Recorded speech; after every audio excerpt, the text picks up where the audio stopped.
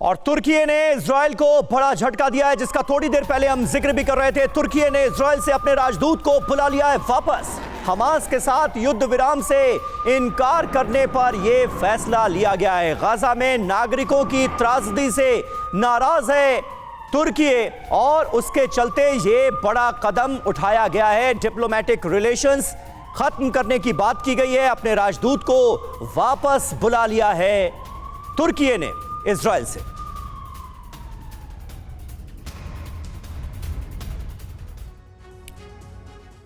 और आइए देखते हैं कि इजराइल से रिश्ते तोड़ते हुए तुर्की की ओर से और क्या क्या कहा गया है। बड़ी बात है क्या, बिग बॉल के माध्यम से जल्दी से उस पर हम नजर डालेंगे। किस तरीके से तुर्की धीरे धीरे इजराइल पर दबाव बनाने की कोशिश में लगा हुआ है। तुर्की ने इजराइल से संबंध तोड़ लिए हैं। गाजा में नागरिकों की त्रासदी दुनिया के सामने है, यह तुर्की की तरफ से कहा गया है। जरूरी था कि गाजा में इस तरह के हमले रोके जाएं।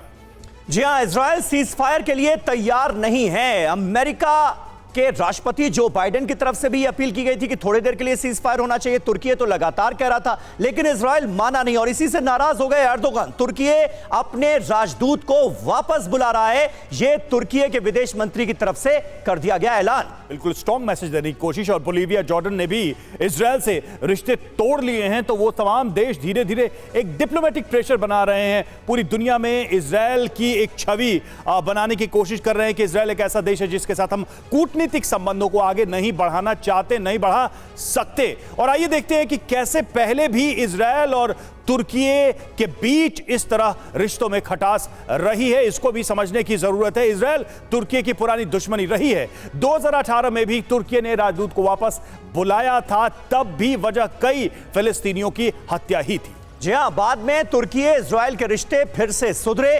2022 में तुर्की ने फिर से अपना राजदूत तेल अवीव भेजा।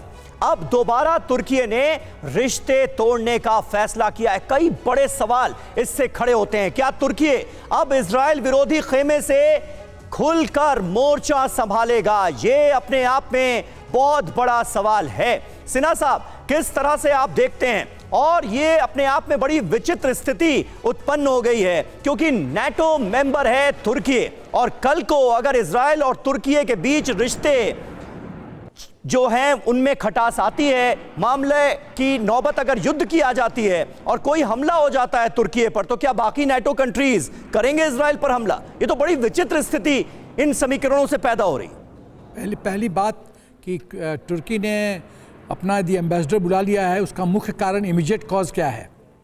इमीडिएट कॉज है कि इजराइल के प्रधानमंत्री जी ने ये कह दिया है कि सीज फायर तब तक नहीं होगा जब तक हमारे जितने भी कैदी हैं POW वो हमास नहीं लौटाएगा। पोजीशन बहुत साफ है।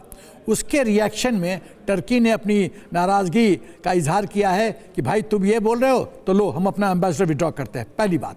दूसरी बात कि एम्बेसडर विड्रॉ करने से इजराइल को क्या फ़र्क पड़ता है? क्या फ़र्क पड़ता है?